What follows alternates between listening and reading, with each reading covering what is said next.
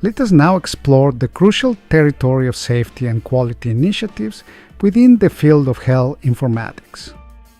A moment ago, we examined how reliable data sharing establishes the lifeblood of clinical decision-making. Building on that foundation, we must ask, how do we transform shared data into safer processes and better outcomes? We begin with a clear definition. Health informatics for safety and quality means using information, science, computer science, and clinical wisdom to prevent harm and to lift the standard of care. In the United States, this mission is anchored by landmark regulations such as the Patient Safety and Quality Improvement Act and the forward-looking provisions embedded in National Information Technology Policy. These rules encourage transparent reporting, learning networks, and protected spaces for honest dialogue about mistakes. Over the past decade, scholars have supplied us with two complementary frameworks. The first, the Patient Safety and Quality Research Design Framework, offers a structured lens for classifying and evaluating adverse events, from medication errors to missed laboratory follow-ups. The second, the Socio-Technical Work System, advanced by Singh and Sittig, reminds us that technology never acts alone. It operates within people, tasks, environments, and organizational culture. When we weave these two perspectives together, we gain a roadmap that guides designers, clinicians, and researchers toward interventions that truly reduce risk rather than simply relocate it. Why does all of this matter to healthcare managers? Consider a regional hospital that installs a real-time dashboard to flag abnormal test results that have not yet been acknowledged. Using the research design framework, the team first quantifies the baseline frequency of delayed follow-up. They then redesign the alert workflow in line with the socio-technical model, ensuring that nurses, physicians, and information technology staff share responsibility. 6 months later, the rate of missed results falls by half, and patient complaints about diagnostic delays drop sharply. That improvement is not an accident. It is the product of discipline, data-driven safety science. As stewards of both fiscal resources and human well-being, healthcare managers who master these initiatives can align quality goals with operational efficiency, earn the trust of clinicians, and most importantly, safeguard the people who rely on our systems every day. We now turn to the slide that outlines today's learning aims, which I will phrase as our shared objectives for advancing patient safety and quality. A moment ago, we examined specific initiatives that knit information technology and clinical practice into safer workflows. Building on that foundation, let us clarify where our journey must take us next. First, we will describe the central ideas that define safe and high-quality care. These ideas include an unbroken chain of accurate information, a culture that encourages reporting of near misses, and continuous measurement of performance. Second, we will review federal efforts that shape this landscape in the United States. National reporting systems, protected learning networks, and payment incentives all underscore that excellence in safety is not optional but mandatory. Third, we will explore the theories that explain why these efforts matter, ranging from human factors to socio-technical design. Understanding the theory equips leaders to judge which tools truly prevent harm, rather than simply shift responsibility. Why is this agenda vital for those who manage health services? Imagine a community hospital that notices repeated delays in critical test follow-up. By applying the conceptual language of patient safety, managers can frame the problem as a gap in reliable information transfer. Federal guidelines then provide tested strategies such as electronic alerts with audit trails. Finally, theory advises that alerts succeed only when workflows fit the daily reality of nurses, physicians, and laboratory staff. When these pieces align, the hospital reduces diagnostic delays, and strengthens public trust. I invite you to review the assigned readings as they give deeper detail and practical checklists you can deploy tomorrow. Thank you for joining this discussion, and I look forward to our continued exploration of safer, higher quality care.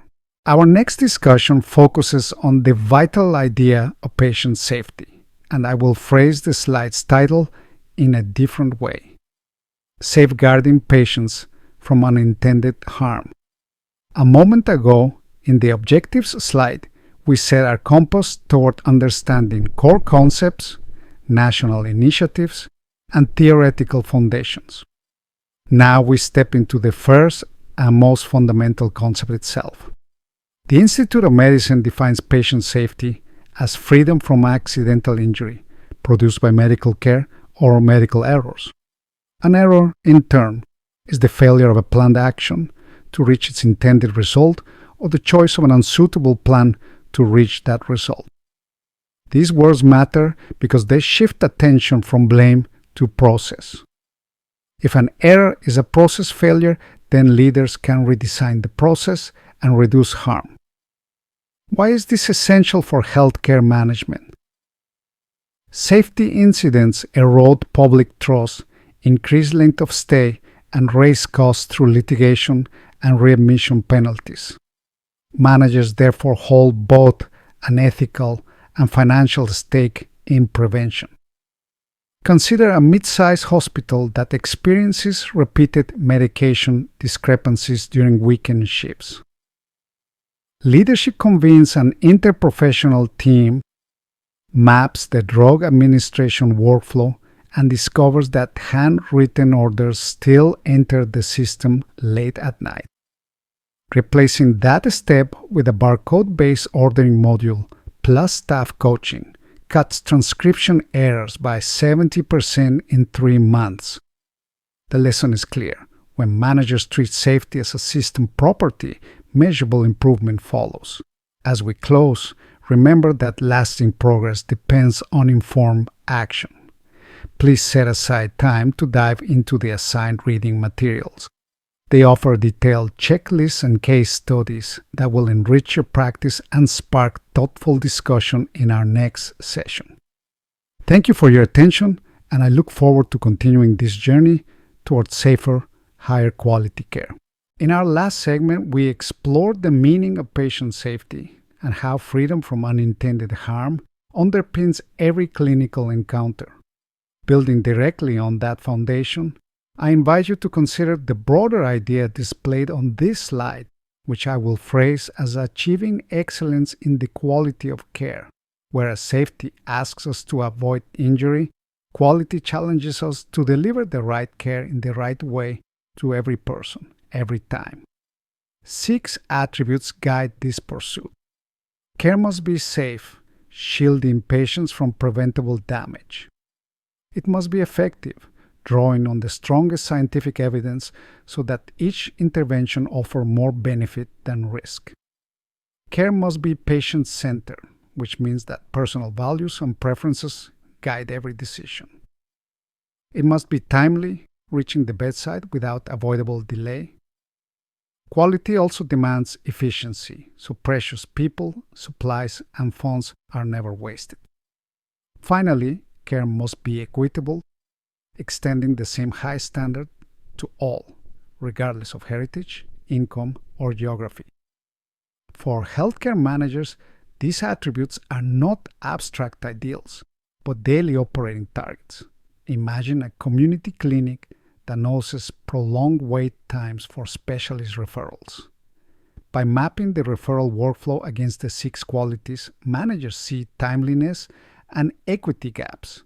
They introduce a shared electronic scheduling platform and a nurse navigator who contacts patients within 48 hours. Within 1 quarter, the average wait falls from 6 weeks to 2, missed appointments decline, and satisfaction scores rise across all demographic groups. The clinic spends less on repeated visits and gains revenue through better throughput. Please read the assigned materials to deepen your understanding and prepare for our next discussion. Thank you for your attention and commitment to advancing quality for every patient you serve. As we advance from our earlier examination of the 6 qualities that define excellent care, I invite you to consider today's heading through a fresh lens. Charting the vocabulary of quality. Quality concepts. Mapping is the disciplined process of linking every clinical idea, whether safe medication administration or equitable cancer screening, to an agreed-upon code set that electronic records can recognize and tally. This mapping work is not a theoretical exercise. It is updated continuously on the Electronic Clinical Quality Improvement Portal, a public resource overseen by the Centers for Medicare and Medicaid Services in collaboration with the Office of the National Coordinator for Health Information Technology. There you will find each federal quality measure, paired with the exact laboratory identifiers, diagnosis terms, and procedure codes required to calculate it inside a health record. Why does this matter to healthcare managers? Measures influence payment, public ratings, and strategic planning. Imagine a rural hospital seeking to prove timely stroke treatment. By consulting the portal, the Informatics unit gathers the definitive list of imaging codes and medication timestamps that fit the national measure. Managers then build a live dashboard that flags any case drifting toward delay. When data show an after-hours lag, leadership shifts, staffing, and refines workflows. Within 1 quarter, the door-to-needle time falls below the national benchmark, unlocking performance incentives and, more importantly, saving brain cells for patients in the community. Quality concepts. Mapping turns aspirational principles into executable specifications. Mastery of this craft empowers leaders to align clinical excellence with fiscal responsibility and transparent reporting. Please invest time in the assigned readings. They offer detailed tutorials and case studies to deepen your skills. Thank you for your thoughtful attention. Earlier, we drew a map linking clinical concepts to the official vocabulary of performance measurement. With that foundation laid, let us now shift our attention to campaigns that convert numbers into safer practice, the topic shown here as patient safety initiatives.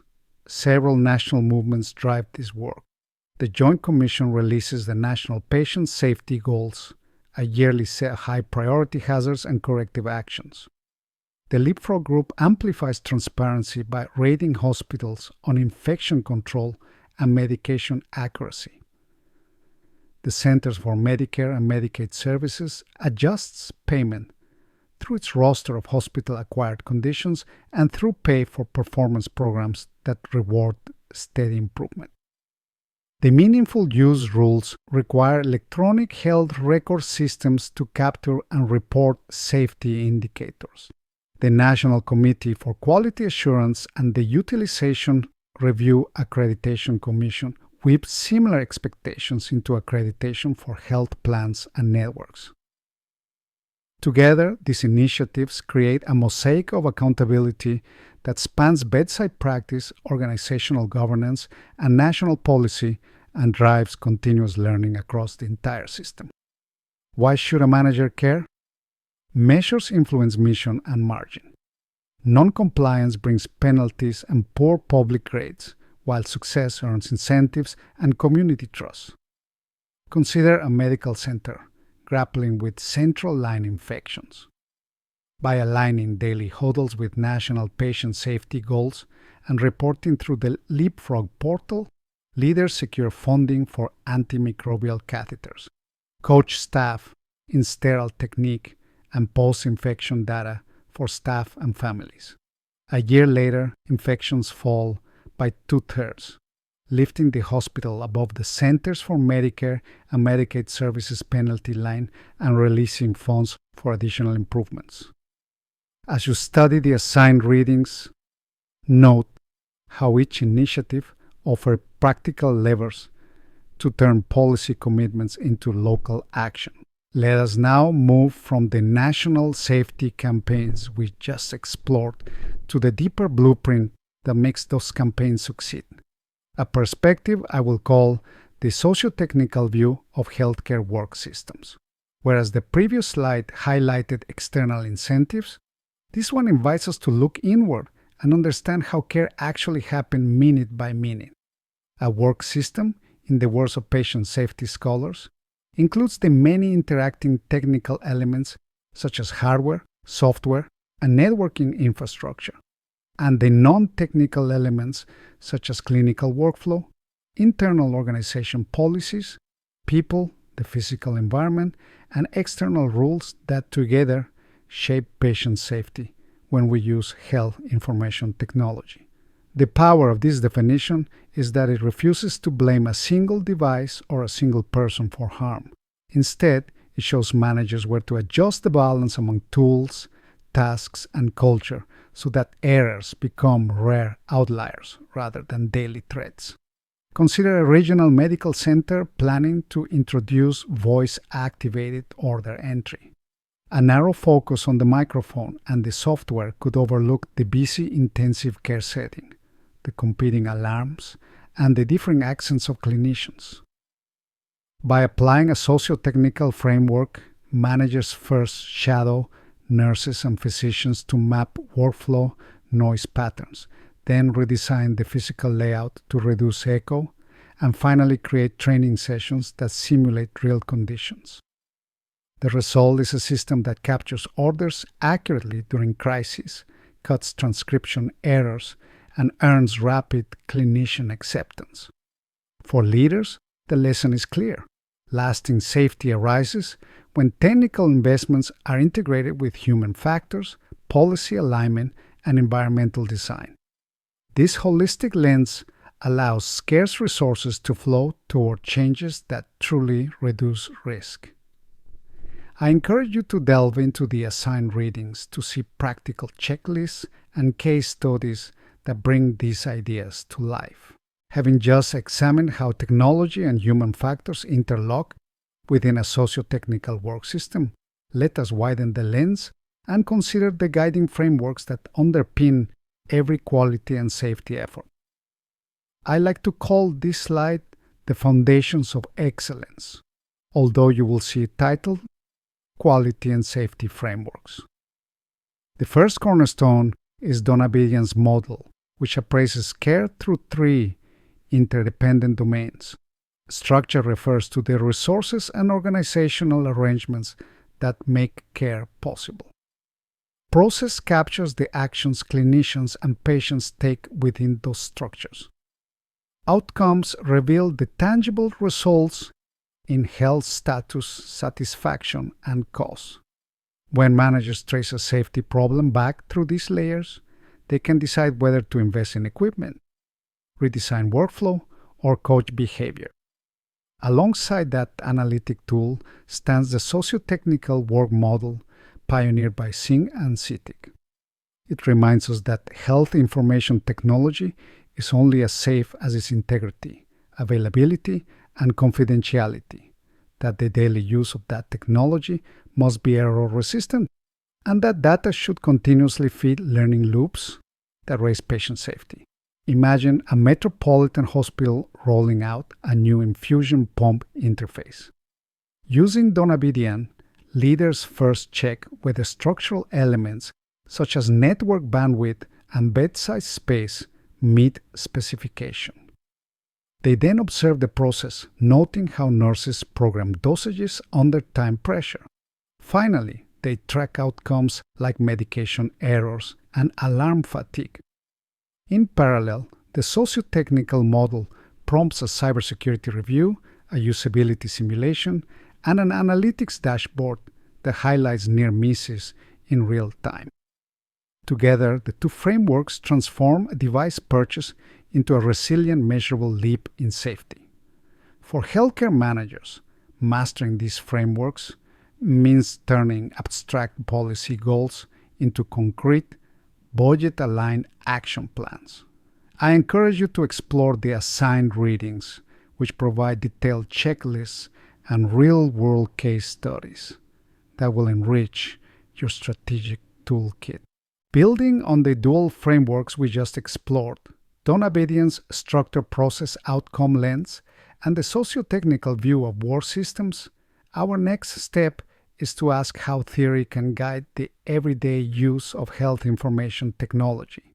I have labeled this slide Applying Health Information Technology Theories, yet you might think of it as turning abstract ideas into operational wisdom. 3 well-tested theories give us that guidance. The first is Rogers' diffusion of innovation, which explains how new practices spread from early enthusiasts to broad adoption through relative advantage, compatibility, simplicity, trialability, and visibility. The second is the Venkatesh user acceptance model, reminding us that performance expectancy, effort expectancy, social influence, and facilitating conditions shape whether clinicians actually use a tool.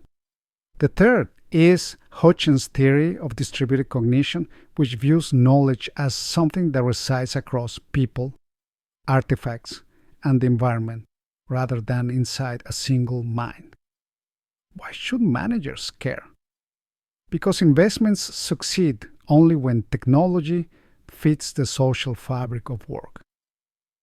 Consider a community health network preparing to launch remote blood pressure monitoring. Using diffusion principles, leaders recruit respected nurse champions who demonstrate early wins and share them in team huddles. Guided by user acceptance theory, they provide bedside tablets with one-touch dashboards and ensure that supervisors recognize staff who meet usage goals. Finally, distributed cognition prompts the placement of visual alerts in both the nurse station and the patient portal, so that understanding of rising pressures is shared and action becomes seamless. 6 months later, control rates improve, readmissions fall, and the investment pays for itself. Study these theories closely in your assigned readings. They will equip you to translate policy obligations and technical possibilities into interventions clinicians embrace and patients trust. Our conversation now shifts from theory to practice as we delve into ensuring medication safety at the bedside. In the previous slide, we explored how theoretical models guide technology adoption. Today, we will examine 3 concrete tools that put those ideas into action. First, the electronic medication administration record replaces handwritten charts with a time-stamped cross-check data stream. It gives managers a live view of who received which drug, at what dose, and under whose authority. Second, barcode medication administration deepened that safety net. By scanning the patient wristband, the medication package, and the clinician badge in one seamless step, the system verifies the classic 5 rights of drug therapy.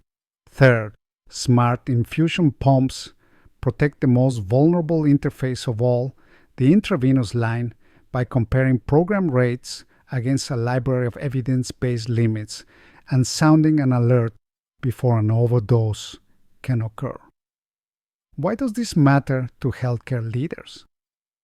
Medication errors remain among the most costly and visible failures in clinical care, leading to extended stays, readmissions, and legal exposure.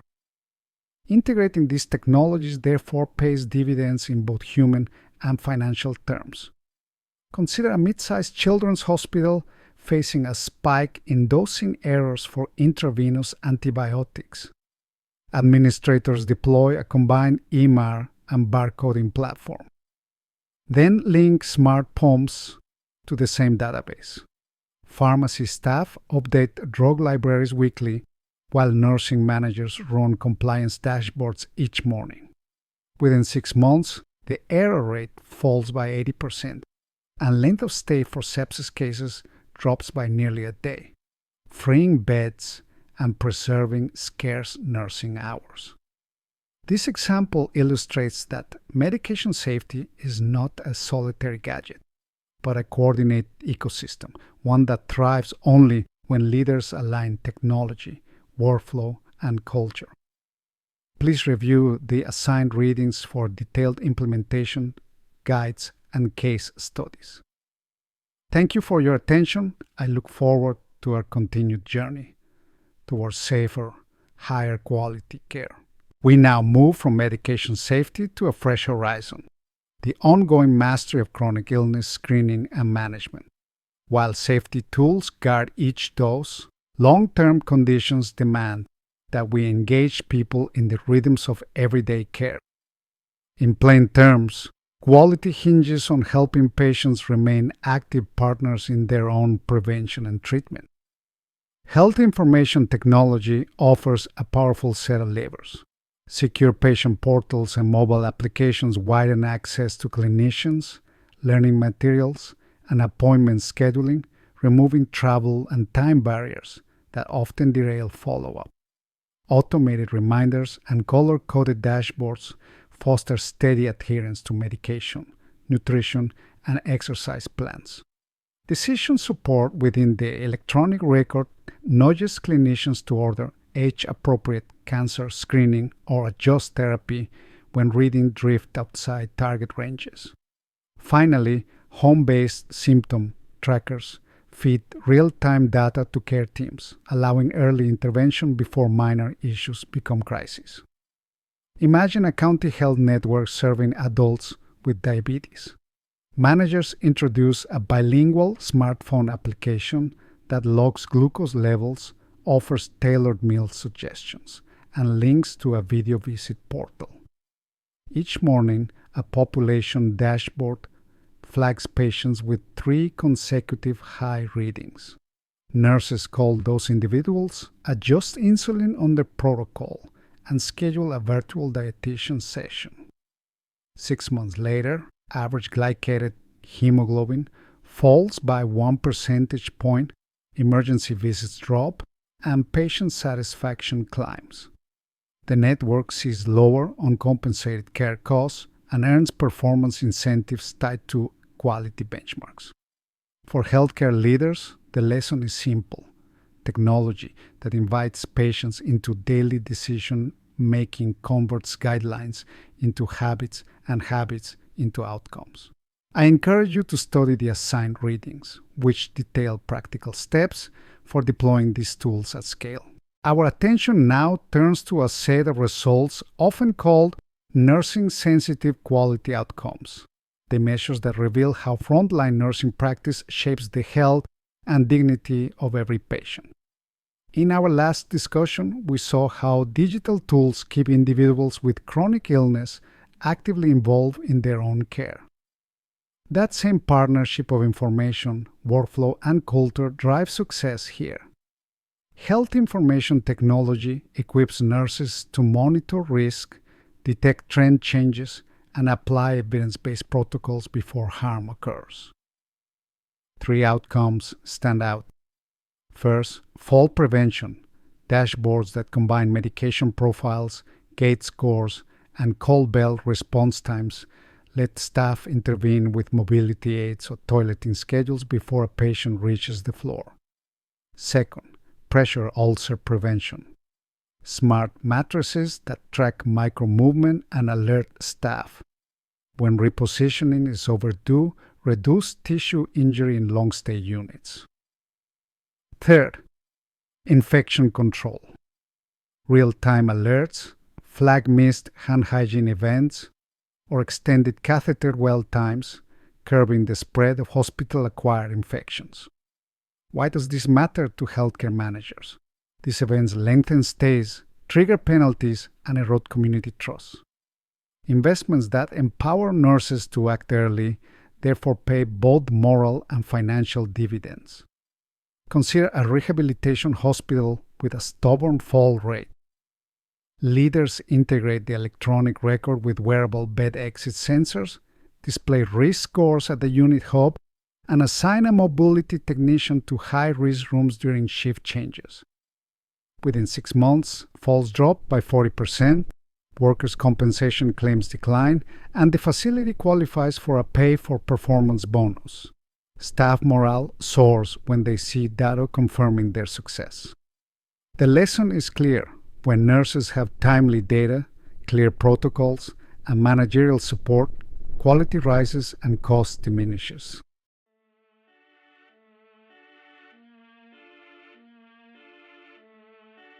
I would like to close our journey with a slide I call Bringing It All Together. Let us now weave every concept into a single narrative and illuminate how the pieces support daily management. In this videocast, we began by defining patient safety as freedom from accidental harm, then outlined 6 attributes that shape quality: safe, effective, patient-centered, timely, efficient, and equitable. We mapped each concept to national measurement vocabularies, surveyed leading patient safety campaigns, and introduced socio-technical and done-obedient frameworks to diagnose improvement opportunities. Theory came next. Diffusion of innovation, user acceptance, and distributed cognition explain why some tools succeed. Practical applications followed through medication safety technologies, patient engagement platforms for chronic disease, and nursing-sensitive dashboards for falls, pressure injuries, and infections. Together, these elements reveal how integrated information, workflows, and culture create reliable, high-value care. Across the United States, progress continues as leaders confront the gaps first highlighted by landmark Institute of Medicine reports. National goals, performance incentives, and ever-growing demands for transparent reporting have pushed organizations to adopt interoperable electronic health records and robust analytics. These innovations are not without unintended effects, but the evidence shows that thoughtfully designed information technology reduces medication mistakes, flags deteriorating patients earlier, and guides population outreach. Why does this module matter to managers? Because success depends on orchestrating structure, process, and outcome, all while respecting the realities of work systems. Imagine a regional health system that decides to publish a public dashboard comparing hospital-acquired infections across its campuses.